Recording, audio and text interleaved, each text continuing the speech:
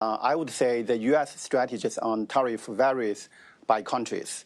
The tariff on China could be the most sticky, the harder one to negotiate down, given how much gap of investment treaty or a trade deal is there for China to negotiate a grand bargaining deal with the U.S.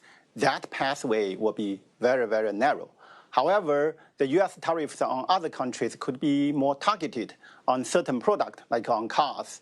And from time to time, that's more like asking for negotiation. So it's negotiable. So I do think the tariff on China will be stickier and higher, given that the current policy package in China is more like providing a floor in a reactive manner. And we have witnessed these front-loaded exports, consumer trading, and public finance on local government in the first quarter. That's one of the reasons we raised our GDP forecast for this year. But going forward, with the cumulative impact of tariffs start to emerge from second quarter onwards, we do see some headwinds on sequential growth. That's why we will be watching how policymakers will react to this data. If it surprised on the downside, they can use the next policy event, which is the late July Politburo meeting, to set aside more fiscal reserves for more consumer subsidy or trading program. Right.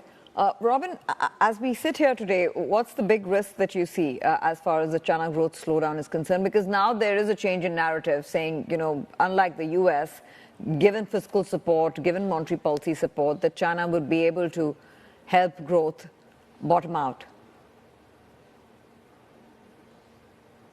Well, since September, China has been fighting this deflation downward spiral with more stimulus. However, so far the package is still small, and a lot of these fiscal stimulus were still in the supply side. We estimated their augmented fiscal deficit has expanded roughly 1 percentage point since September. And 60% of the expansion in fiscal deficit is used for local debt relief program. So it's not a net demand stimulus for consumers. The consumer portion of the package is still relatively small. The good news, they are emphasizing, consumers are super important, we want to do more. However, we believe they need to deliver not just short-term vouchers or subsidy, but more on deeper social security reform to boost the consumption.